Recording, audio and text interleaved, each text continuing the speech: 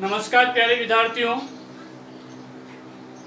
आज अपन प्रश्नावली नंबर 18 प्रायिकता से संबंधित प्रश्न हल करेंगे। तो प्रायिकता से संबंधित शुरू करते हैं। अपन सबसे पहले देखिए, प्रायिकता में सबसे पहले आपको ये ध्यान रखना है कि प्रायिकता है क्या।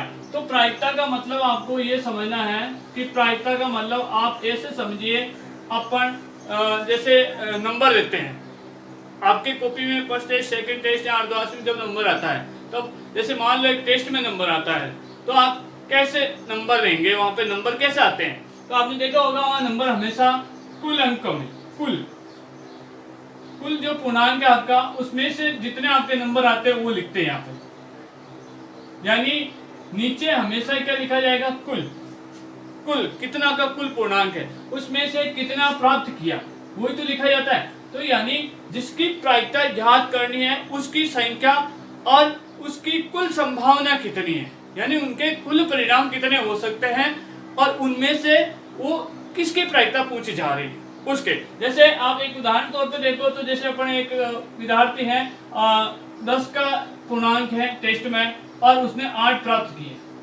तो उसके अंक प्राप्त करने की प्रायिकता क्या हुई, अंक प्राप्त करने की प्रायिकता हुई, कुल तो 10 पूर्णांक था, उसमें से उसने कितने प्राप्त किए, 8 प्राप्त किए। अब इसमें दो तीन चीजें से संबंधित है। एक तो पासा संबंधी आपको प्रायिकता पूछा जाता है, पासा 1 हो सकता है, 2 हो सकता है, या सिक्का संबंधी आपसे प्रायिकता पूछा जा सकता है, या आपको गड्डी से संबंधित प्रायिकता आपसे पूछी जा सकती है। तो सबसे पहले अपन पासे से संबंधित प्रायिकता के सवाल की बात करेंगे। तो जब एक पासा होता है उस स्थिति में कुल संभावित परिणाम 6 होते हैं। एक पासे में कुल संभावित परिणाम, एक पासे में कुल संभावित परिणाम, एक पासे में कुल संभावित परिणाम 6 होते हैं। कैसे आपको पता होगा, एक पासे में 6 फलक होते हैं, उनके ऊपर यदि अपन अंक लिखे तो 1 2 3 4 5 6, एक पासे में 6 अंक होते हैं, इसलिए कुल परिणाम भी कितने होंगे, 6 होंगे। अब एक पासे में कुल, यहां तो फिक्स है कि एक पासे में कुल संभावित परिणाम, यानी आपको सबसे पहले लिखना कुल संभावित परिणाम। किसी की भी प्रायिकता निकालने के लिए क्या आना चाहिए, आपका कुल संभावित परिणाम आना चाहिए। तो यहाँ पासे की बात चल रही है, तो पासे में कुल अंक 6 होते हैं, इसलिए 6 परिणाम हो गए। अब यहाँ पे आपको प्रश्न कुछ भी समअंकी प्रायिकता पूछ सकता है, विषम अंकी पूछ सकता है, 5 से छोटी या उसके बराबर पूछ सकता है, 5 से बड़ा अंक या अभाज्य संख्या की आपको प्रायिकता पूछ सकता है। तो यहाँ पे सबसे पहले अपन जैसे ये फर्स्ट लेते हैं, सम अंक की, यहाँ प्रायिकता पूछा है लेकिन आपको प्रायिकता नहीं लिखना, सम अंक की संख्या लिखना, सम अंक की संख्या, यानी सम अंक, इनमें सम अंक क्या है, 2 है, 4 है, 6, यानी एक तो 2 है, एक 4 है, एक 6, यानी कितने अंक सम अंक है, 3 सम अंक है, 1 2 3, यानी 3 सम अंक है, इसलिए 3 हो गए। फिर आपको सूत्र लगाना है प्रायिकता का, प्रायिकता का फिक्स सूत्र बता रहा हूं, वो हमेशा लगाना, हर प्रत्येक प्रश्न में अपने प्रश्न के अनुसार आप उस सूत्र को ढाल सकते हो तो ठीक है, नहीं ढाल सकते हो तो ये फिक्स लगा लेना आप, अनुकूल परिणामों की संख्या, अनुकूल परिणामों की संख्या बटा कुल संभावित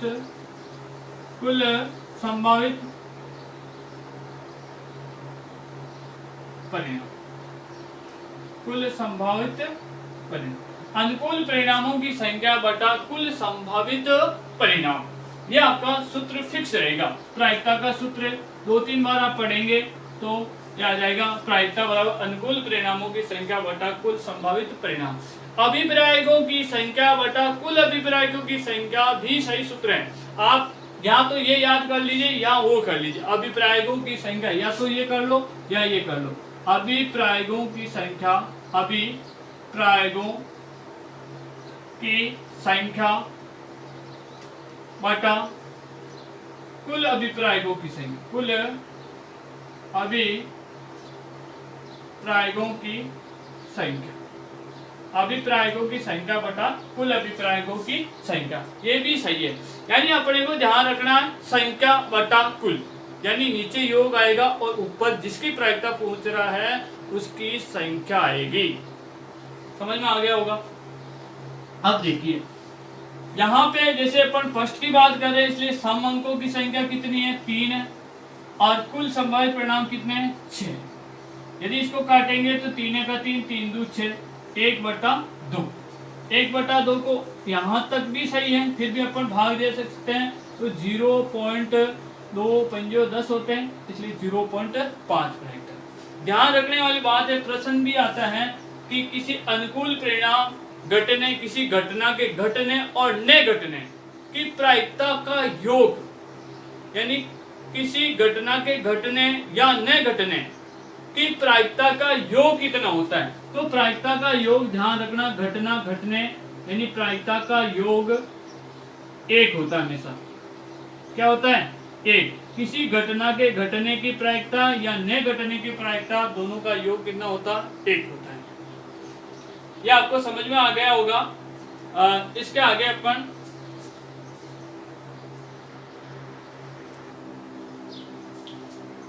प्रश्न नंबर 2 की बात करेंगे। अपन दो पासों के फेंकने पर अंकों का योग 7, 9, 13 आने की प्रायिकता जान कीजिए। देखो यहाँ से प्रश्न थोड़ा सा आपका चेंज हो सकता है। क्या, दो पासों, या तो ये लिखा आएगा दो पासा, या इसी शब्द के जगह लिखा आ सकता एक पासे को 2 बार।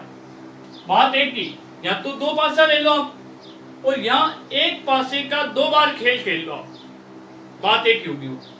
फेंकने पर अंकों का योग यहां से भी चेंज हो सकता है। अंकों का योग आपके 7 आ सकता है, अंकों का योग 9 आ सकता है, अंकों का योग 13 आ सकता है।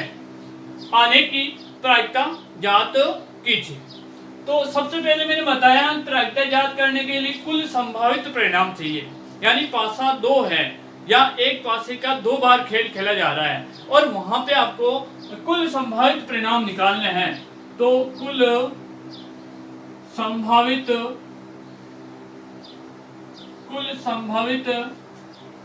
परिणाम, कुल संभावित परिणाम होंगे 36। जब पासा 1 होता है तो वहां कुल संभावित परिणाम कितने होते हैं, 6 होते हैं। जबकि जब पासा 2 होते हैं या एक पासे को 2 बार खेला जाता है, उस कंडीशन में क्या होता है, कुल परिणाम 36 होते हैं। कैसे होते हैं देखिए, आप यहाँ पे लिखिए 36 ही परिणाम में लिख रहा हूं। 1-1 हो सकता है, 1-2 हो सकता है। जैसे आपने 2 पासे है, दोनों हाथ में ऐसे फेंका तो वो दोनों ही आपके सामने 1-1 दिखाई दे सकता है, या 1-2 दिखाई दे सकता है, या वो 1-3 दिखाई दे सकता है, या वो 1-4 दिखाई दे सकता है, या वो 1-5 दिखाई दे सकता है, या वो 1-6 दिखाई दे सकता है। 1-7 कभी दिखाई नहीं देगा। आपको पता 7 तो अंक ही नहीं है, कैसा आएगा वो, यानी आपको 11 से 16 तक गिनते लिखना। समझ में आ गया। ऐसे ही आप आगे देख लीजिए, 21 से लगा करके 26 तक गिनते। 2-1, 2-2, 2-3, 2-4, 2-5, 2-6, फिर 3-1, 3-2, 3-3, 3-4, 3-5, 3-6, फिर 4-1, 4-2, 4-3, 4-4, 4-5, 4-6, फिर 5-1, 5-2, 5-3, 5-4, 5-5, 5-6, फिर 6-1, 6-2, 6-3, 6 4, 6 5 और 6 6, यानी 11 से 16 गिनती मान लो, इसको 21 से 26 मान लो, 31 से 36 मान लो, 41 से 46, 51 से 56, 61 से 66। यानी जब आपका नाम आ जाए दो पासा या एक पासे को दो बार, तो किस तरीके से आपको लिखना है, समझ में आ गया। अब प्रश्न क्या है, अंकों का योग पूछा जा सकता है, समान अंक पूछे जा सकते हैं, या आपको कम से कम एक बार आए वो अंक वाला पूछा जा सकता है। वो कैसे कैसे प्रश्न बनते हैं सबकी बात करेंगे। अभी इन 3 प्रश्नों की बात करते हैं। अंकों का योग 7, तो आप आगे लिखेंगे कि अंकों का योग, अंकों का योग 7 आने की संख्या, 7 आने की संख्या, अंकों का योग 7 आने की संख्या। अब इसमें ये देखो कितनी ऐसी संख्याएं हैं जिनके अंकों का योग 7 आ रहा है। देखो इसमें यहाँ 6 1 7 होता है, एक तो आ गई आपकी 1,6, फिर यहाँ 7 का हो रहा है 5 2 5, फिर 2 5, फिर यहाँ 7 का होगा 3 4, 3 4 7 होगा, फिर क्या होगा, यहाँ होगा 4 3 4 3 होगा, फिर आपके होगा 5 2 5 2, और फिर क्या होगा 6 1 6 1, यानी कितने हुए 1 2 3 4 5 6, यानी 6 संख्याएं ऐसी है जिनके अंकों का योग कितना होता है, 7 होता है। प्रायिकता, प्रायिकता का सूत्र लगाना है आपको। प्रायिकता बराबर, बताओ पहले वाले प्रश्न में मैंने बताया अनुकूल परिणामों की संख्या बटा कुल परिणाम या कुल संभावित परिणाम, या प्रायिकताओं की संख्या बटा कुल प्रायिकताओं की संख्या संभावित। तो इसमें यहाँ इस प्रश्न के अनुसार सेट करें तो अंकों का योग 7 आने की संख्या, अंकों का योग 7 आने की संख्या बटा कुल संभावित परिणाम, कुल संभावित परिणाम। आप वो फिक्स वाला सूत्र भी लिख सकते हो इसकी जगह।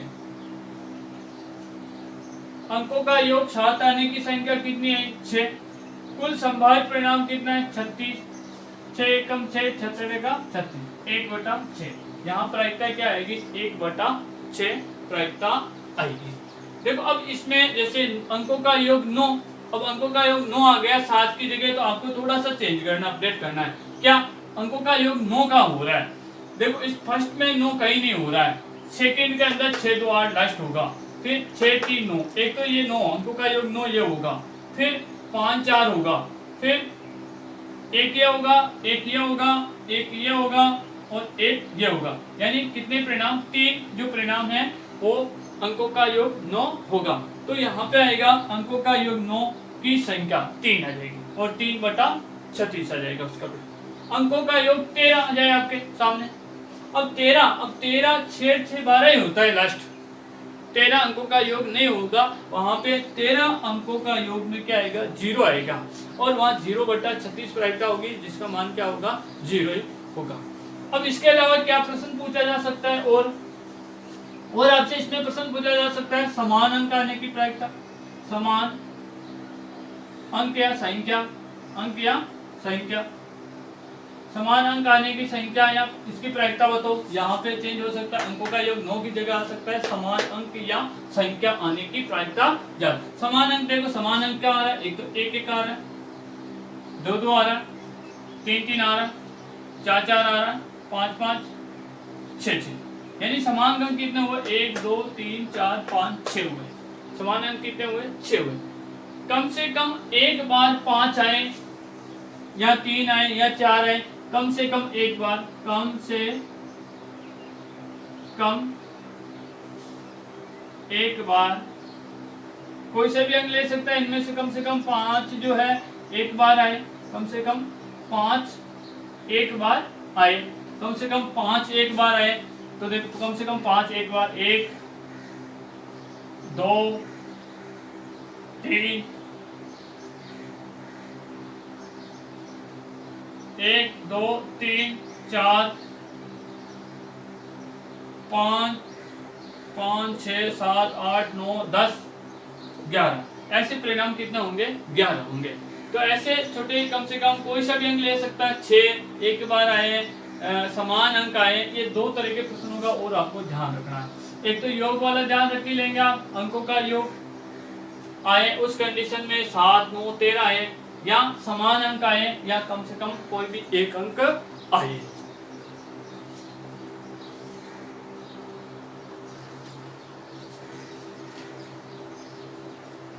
देखिए अपना प्रश्न तीसरा है।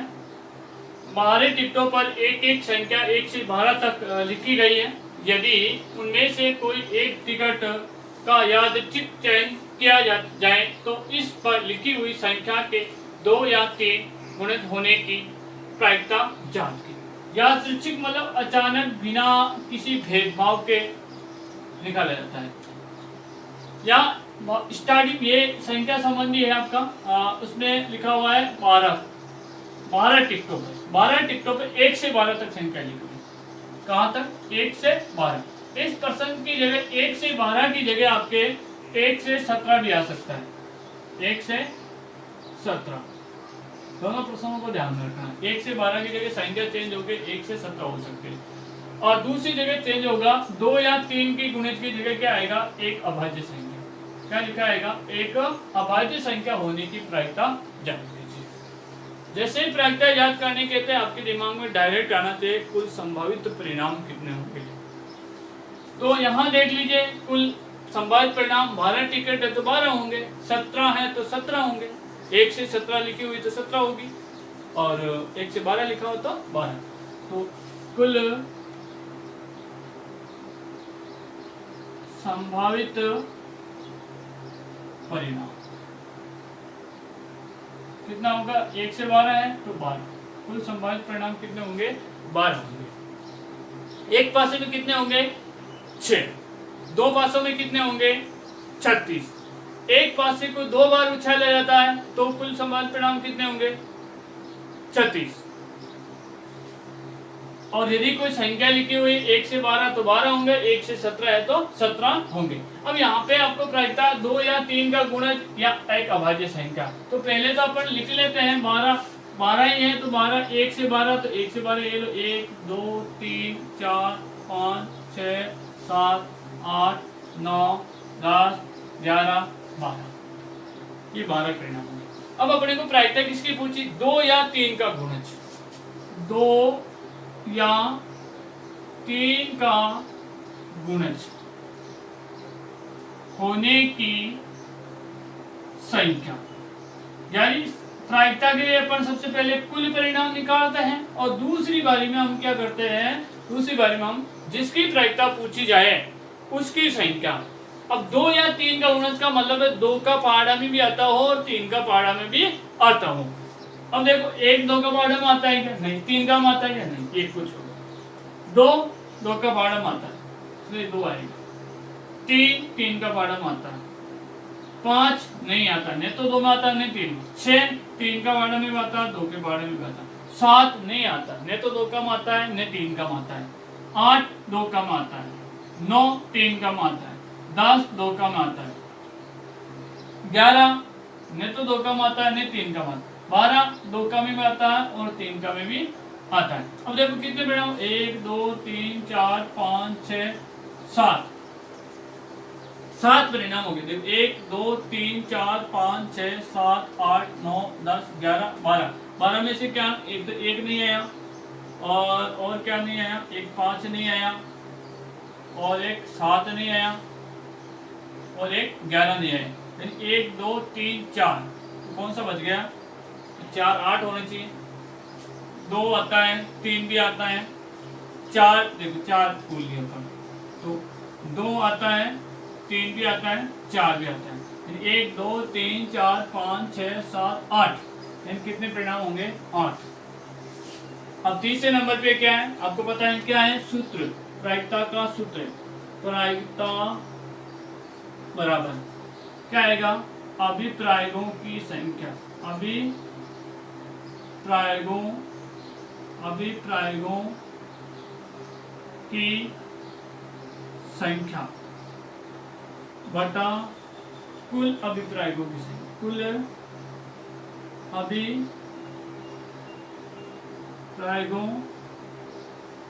की संख्या, अभिप्रायों की बटा कुल अभिप्रायों की संख्या, या आप उसमें वो जो पहले बताया वो भी आप लिख सकते हो। देखो अभिप्राय मतलब ये कितने संभावना है, प्रायिकता किसकी पूछी है, इसकी पूछी है 2 या 3 के गुणज की, और कुल परिणाम कितने हैं 12 है। काटेंगे 4 के पार्ट से कट जाएगा, 4 का 4, 4 दूनी 8 और 4 3 12, यानी 2 या 3 के गुणज की प्रायिकता आएगी 2/3। अब यदि प्रश्न आ जाए यहाँ पे अभाज्य, यानी 2 3 की जगह क्या आ जाए, एक अभाज्य संख्या। अब एक का मतलब एक ही नहीं है, एक का मतलब है कि भाई 1 से 12 तक की जो संख्याएं लिखी हुई है उनमें अभाज्य संख्या कौन कौन सी है। अब अभाज्य संख्या, अभाज्य गुणनखंड करते हो आप, तो अभाज्य संख्याएं कौन कौन सी होती हैं।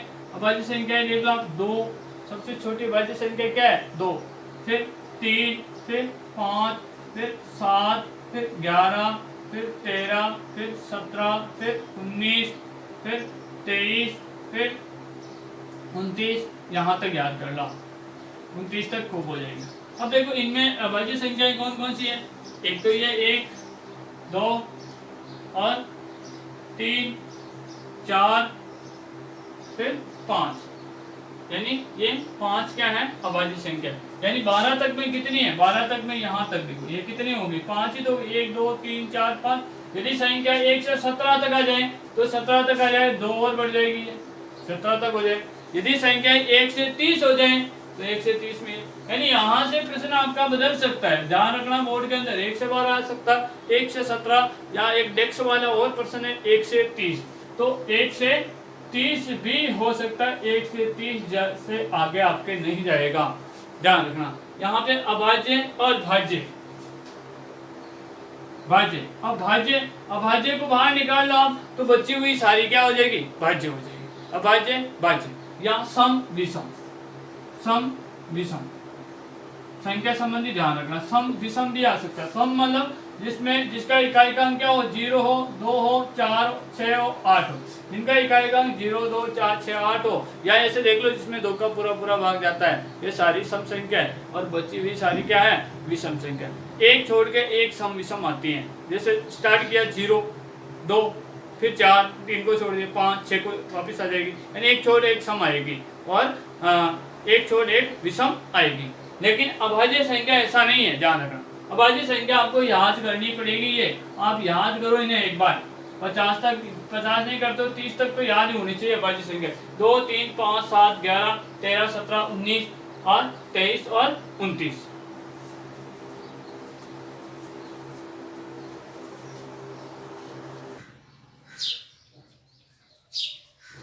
देखिए प्रश्न नंबर 4 है, एक सिक्के को 2 बार उछाला जाता है, कम से कम एक चित आने की प्रायिकता है। ये आपका मूल प्रश्न है। अब इसमें सिक्का, एक सिक्का हो सकता है, इसको 2 बार उछाल रहा है यहाँ पे। यदि ये 2 बार नहीं आता है, एक सिक्के को उछाला जाता है तो कोई दिक्कत नहीं, लेकिन एक सिक्के को 2 बार या 2 सिक्कों को 1 बार, या यहाँ पे कहा जाए 2 सिक्के को 1 बार उछाला जाता है, या एक सिक्के को 2 बार उछाला, बात एक ही है। यहाँ लगातार 3 उछाल, यानी एक सिक्के को 3 बार उछाला जाता है, या एक सिक्के को 3 बार उछाला जाता है, या 3 सिक्कों को एक साथ उछाला जाता है, बात एक ही है। कम से कम एक चित प्रायिकता, या 2 बार चित आने की, या एकांतर चित या पट आने की, 3 तरीके से आपके प्रश्न बन सकता है सिक्का संबंधी। तो ध्यान रखना, सिक्का सभी जानते हो, सिक्के को कितने फलक होते हैं, एक सिक्के के 2 फलक होते हैं, इसलिए कुल एक सिक्का है तो वहां पे कुल संभावित परिणाम कितने होंगे, 2 होंगे। यदि सिक्कों की संख्या 2 हो जाती है तो वहां कुल संभावित परिणाम संख्या 4 हो जाएंगे, डबल हो जाएंगे। और सिक्कों की संख्या जहां 3 की बात होती है वहां पे कुल संभावित परिणाम कितने हो जाएंगे, 8 हो जाएंगे। देखो 2 का डबल कितना हुआ 4, और 4 का डबल कितना हुआ 8। यदि सिक्का 1 है तो वहां कुल संभावित परिणाम कितने होंगे, 2 होंगे। यदि सिक्का 2 है तो वहां कुल संभावित परिणाम कितने होंगे, 4 होंगे। और यदि सिक्के 3 हैं तो वहां कुल संभावित परिणाम कितने होंगे, 8 होंगे। बहुत सारे बच्चों के दिमाग में 6 आ रहा होगा, जो कि गलत है, 6 नहीं होगा 8 होगा। मैंने परिणाम का डबल के कहा, सिक्कों की संख्या का डबल नहीं कहा। एक सिक्का परिणाम कितने होंगे? 2। सिक्के 2 तो परिणाम 2 का डबल 4। सिक्के 3 तो परिणाम 4 का डबल 8। तो यहाँ सिक्का 2 बार उछाला जाता है, इसलिए कुल संभावित परिणाम कितने होंगे? सिक्के 2 है तो कुल संभावित परिणाम कितने होंगे? 4 होंगे। कितने होंगे? 4 होंगे। अब पूछा किसकी जा रही प्रायिकता? कम से कम एक चित। अब 4 कौन कौन से जो तो लिख दो पहले।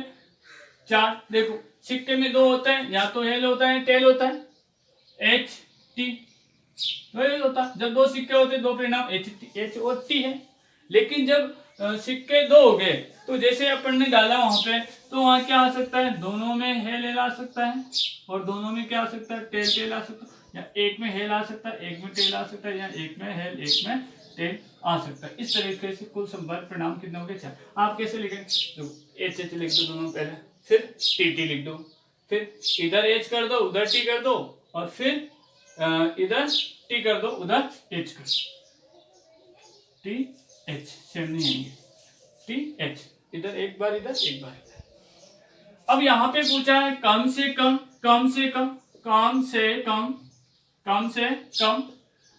एक बार, कम से कम एक चित्र, कम से कम एक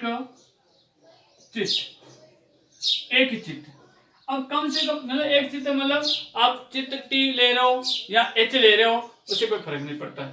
आपने कम से कम एक बार आना चाहिए। जैसे एच ले लिया, अब एच देखो एक बार यहाँ आया कम से कम, और एक एच का आया यहाँ आया, एक एच का आया यहाँ आया। इसका मतलब ये वाले जैसे एच वाले करते हैं, एच हो गया, फिर एच टी हो गया, फिर टी एच हो गया, यानी कुल परिणाम कितना आ गए? 3 आ गए। यहाँ पे आपने कम से कम एक चित्र की बात की, इसलिए कम से कम एक चित्र यदि बात करते हैं तो 3 जगह आता है, इसलिए 3। अब आपका सूत्र प्रायिकता का, प्रायिकता बराबर वही अभिप्रायों की संख्या, अभिप्रायों की संख्या 2-3 बार मेरे साथ बोलिए, याद हो जाएगा। अभिप्रायों की संख्या बटा कुल अभिप्रायों की संख्या, बटा कुल अभिप्रायों की संख्या।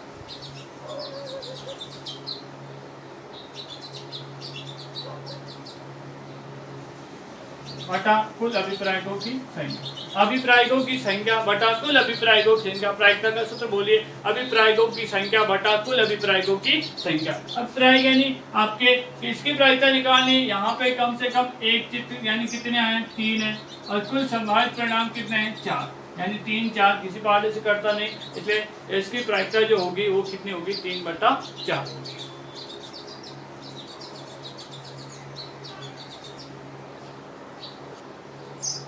अब देखो, यदि अपन इनकी बात कर लेते हैं, लगातार 3 उछालो यानी सिक्का 3 हो,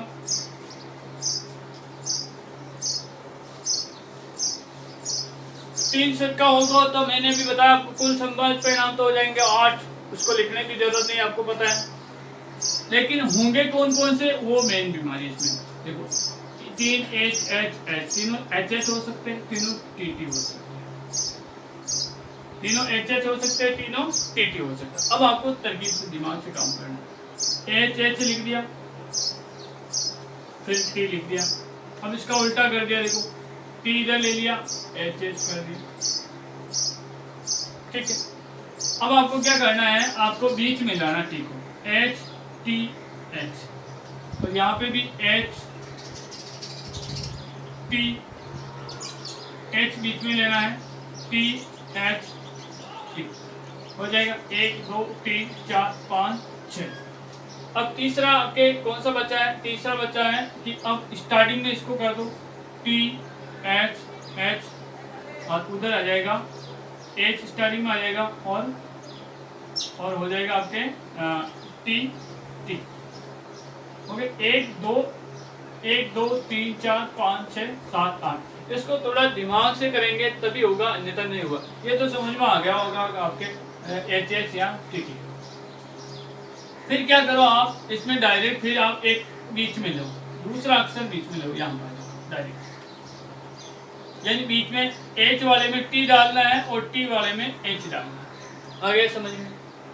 अब इसके बाद में क्या करना है आपको कि इस टी को अंतिम कर दो, यानी टी को अंतिम रूप में कर दो, तो यहाँ आ जाएगा ये अंतिम, एक बार में कर दो प्रारंभ, और फिर उसका उल्टा कर दो।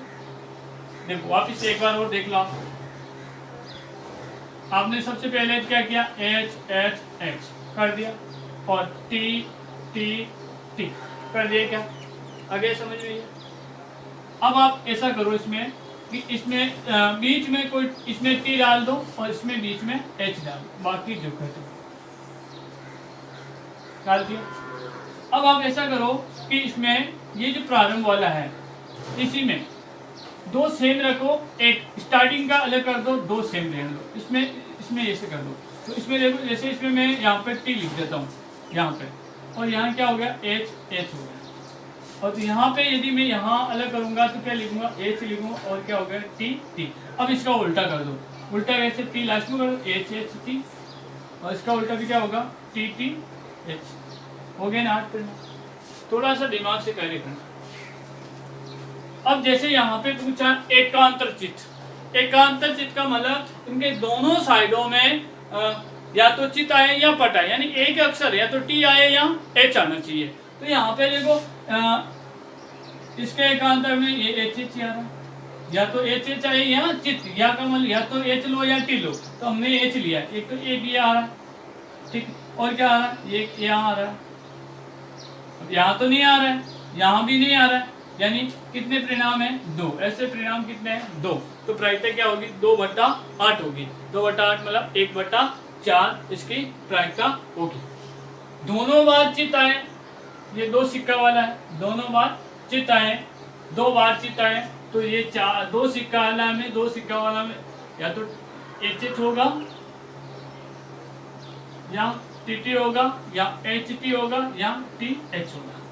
तो इसमें दोनों बार चित्त आए, दोनों बार चित्त यानी टी आए या एच आए, दोनों बार एच एक में आ रहा है, एक में आ रहा है, दोनों बार एक में एच आ रहा है। यहाँ पे क्या होगी, 1/4 इसकी प्रायिकता होगी। यानी प्रश्न एक है, लेकिन इस एक प्रश्न से बहुत सारे प्रश्न आपके बन सकते हैं। बोर्ड वाला जब पेपर में आएगा तो वहाँ पे आपको, यहाँ पे मैंने एक प्रश्न समझाया आपको, इसके आधार पे आप बहुत सारे प्रश्न कर सकते हो। वहाँ पे 2 बार उछाला जा सकता, आ सकता है, 2 बार चित्त या कम से कम एक चित्त या एकांतर चित्त।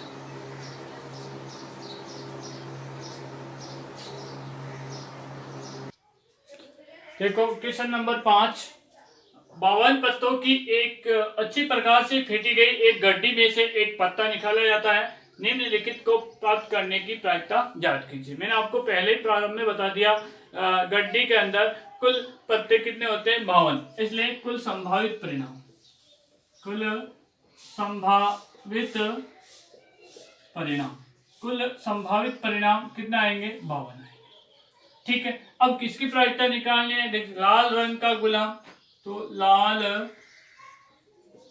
रंग का गुलाम की संख्या, लाल रंग के गुलाम की संख्या, लाल रंग के गुलाम। अब देखो यहाँ पे लाल रंग का गुलाम, लाल रंग के पत्ते कितने होते हैं, 26 होते हैं, और गुलाम 2 होंगे। लाल में से बताना, जैसे गुलाम कितने होते हैं, 4 होते हैं, उसमें से आपको पता है चिड़ी और लाल पान, ईंट और हुक्म, 4 तरह के होते हैं। लेकिन काला और लाल, काले में 2 आएंगे, हुक्म और चिड़ी, और लाल में कौन आएगा, पान और ईंट आएगा। तो लाल में क्या आएगा, पान के पत्ते और ईंट के पत्ते। इसलिए लाल रंग के गुलाम कितने हो गए, 2 हो गए, एक तो पान का गुलाम और एक ईंट का गुलाम। अब ये आ गई इसकी संख्या। अब प्रायिकता का सूत्र वापस वही, प्रायिकता, और प्रायिकता का सूत्र क्या होता है, अभिप्रायकों की संख्या, अभिप्रायकों की संख्या बटा कुल अभिप्रायकों की संख्या, कुल अभिप्रायकों की संख्या। अभिप्रायकों की कुल संख्या। अब देखिए यहाँ पे अभिप्रायकों की संख्या कितनी आई 2 और कुल अभिप्रायकों कितने हैं 52 यानी 2/52। यदि काटते हैं 1 कितना हो जाएगा 26 यानी ये इसका आंसर। अब यहाँ पे मैंने एक समझाया आपको सारे समझने हैं, आपको करना इसी तरीके से है। जैसे कुल संभावित परिणाम लाल रंग की जगह जैसे आपका आ गया लाल रंग का पत्ता या लाल रंग का गुलाम है, जबकि यहाँ पे क्या आ गया लाल रंग का पत्ता। अब लाल रंग के पत्ते कितने होते हैं आपको पता होना चाहिए। लाल रंग के पत्ते कितने होते हैं 26 होते हैं। तो यहाँ पे क्या संख्या आ जाएगी फिर 26 आ जाएगी और ये इसकी प्रायिकता हो जाएगी 26/52। ये पूरा सिस्टम से करना है, मैं डायरेक्ट बता रहा हूँ। यहाँ पे 26/52 प्रायिकता हो जाएगी। वो लाल रंग के गुलाम का पत्ते की संख्या आएगी 26, फिर ये सूत्र लगेगा, फिर ऐसे करेंगे पूरा का पूरा। पान का इक्का की बात करें, पान का इक्के कितने होते हैं। ये लाल रंग के इक्का की नहीं कहा, ये पान की कहा, केवल पान की। पान के पत्ते 13 होते हैं, उसमें इक्का कितना होता है 1 होता है। 1 होता है नहीं होता, इसलिए एक आएगा और 1/13 इसकी प्रायिकता होगी। ईंट की बेगम कितनी होगी 1 ही तो होगी। ईंट की बेगम 1 ही होगी। हुकुम का पत्ता हुकुम का 13 होता है।